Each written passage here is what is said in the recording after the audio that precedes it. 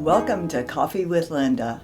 I'm Linda, and this week's show episode is the continuation of my story.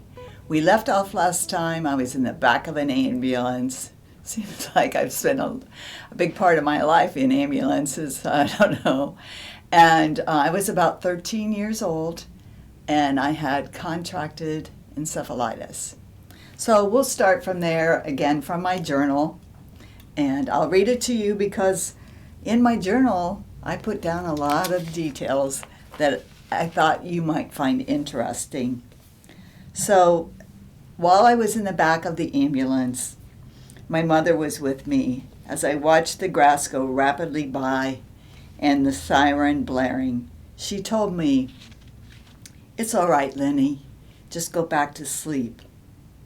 My Uncle Paul came every day after work to stand outside my door. I remember the smell of donuts rising from the bakery behind the hospital and seeing my mother in a mask and gown. I also remember seeing doctors poking needles in my feet and not feeling anything. It was then that my parents were told I would either die or become a vegetable. Do you see a butterfly struggling now? I was in bed most of the 3 months of that summer and wasn't able to play outside. However, sometimes I would bake my favorite cookie, snickerdoodles, and kept our freezers full of them, I'm told by my mother. I begged our doctor to let me go back to school in the fall. He made me promise that I would come every Friday after school so he could check me out. This is the same doctor who delivered all 6 of us kids. His eyes grew big with astonishment when I told him that I was once again on the honor roll. This was the first time that I remember being part of a miraculous healing. My Uncle Paul, who visited me in the hospital daily, had come on a Thursday morning and cried when he saw me sitting up in bed and greeted him. "My church prayed all night for you last evening, and here you are." He began to sob. They did pray, and I did come out of the coma on Thursday morning. I think it was about 3 days after being admitted to the hospital. On my 17th birthday, for some unknown reason, I decided to climb our big old maple tree. As I put my foot on one of the top limbs, the branch broke. I fell, hitting all the big branches all the way down until I fell on the ground, face first, hitting a large root and knocking the wind out of me. Again, I saw my father's feet rapidly walking towards me. Daddy always felt if we could stand to our feet, we were certainly okay. So his response was, "Get up, Lenny, you're okay." I at that point didn't know if I was alive or dead, as there was no breath in me. Back in the house, just before my tree descent, there was a knock on our front door. We lived at the edge of the city, actually in the country, so a knock on the door at nighttime was not a usual occurrence. An old man in raggedy clothes stood there. He asked my mother if she had anything to eat, as he was so very hungry. She smiled at him and said, of course, she would give him something. She rushed off to the kitchen to make him a sandwich. When she and my little sister went back to the door to give him the food, no one was there. They looked down the road and saw no one. They believed they were feeding an angel unaware that evening, as I had no broken bones, just a lot of bruises. I worked at a little IGA grocery store in the evenings my senior year of high school. Because my parents encouraged getting all the education that I could while it was free, I nearly doubled my credit load between business and college. It was also the year that I was chosen as the high school spirit. That meant that I had access to locker rooms, lockers, where I posted signs encouraging our sports team. No one could know who the spirit was, so I signed my banners with my signature angel. That angel later became part of my branding when designing jewelry or preparing marketing ads for stores. She now is stamped on the back of my original paintings. I guess she truly has been with me most of my life, or at least from 4 years old and on. And then I met my childhood sweetheart. It was a whirlwind romance, kind of like John Travolta and Olivia Newton-John in the movie Grease. Even though I had a full scholarship at Capital University, it no longer interested me. After all, we seemed so perfect. I guess you can tell that it wasn't a very mature decision. Late August of that year, we married, a few days after my 18th birthday, and then 6 weeks later, I found myself pregnant. My husband worked 2 jobs and farmed on the side. We were dirt poor and lived at the end of a dead-end road out in the country. I barely saw my husband, and then Scotty arrived 10 months later. He cried nonstop, and I would tearfully take him to our doctor. She had retired as an army doctor and really didn't have time or pity for a young mother with a screaming baby. In fact, she told me to just take him home, that all babies cry. I thought some days that I would go crazy. I dreamt of my friends now in college and didn't seem to fit in with teenagers or older folks with children. I felt very, very alone, with dirty diapers, a screaming baby, and 4 empty walls.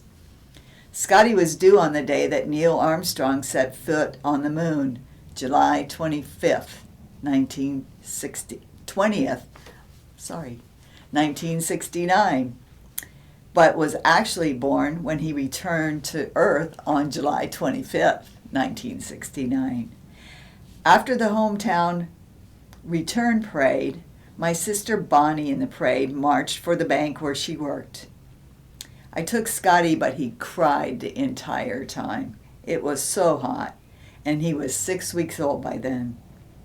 Although my sister worked at the local bank for many years, she left that position when I desperately needed her years later.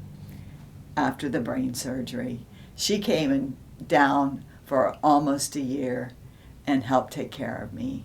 I don't know what I would have done without her. The next year, after living afar from Wapak, we moved back. At least now I had family around me. 2 more children, Mike and then Christy, were born to us 2 years and almost to the day apart.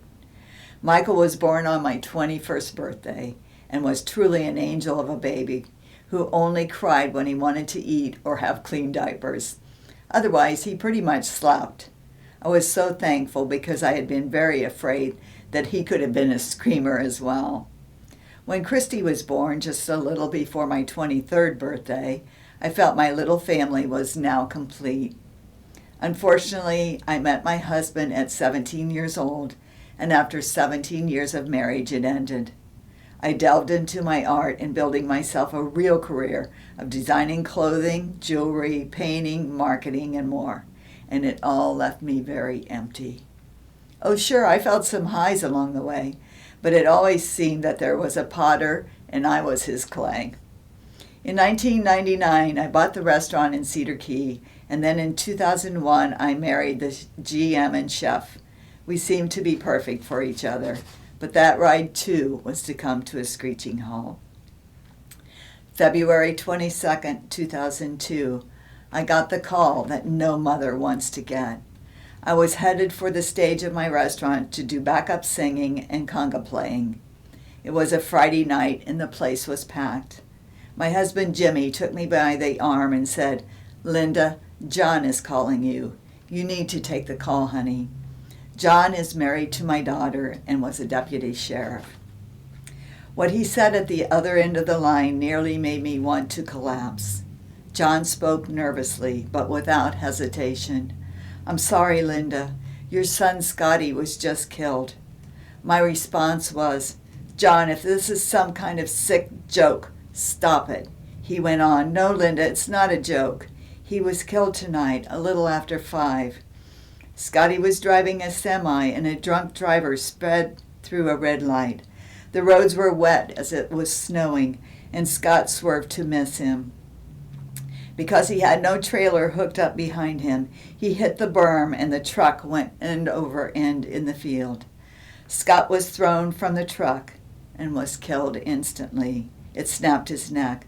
I'm so sorry. All I could say at that point was, oh God, oh God.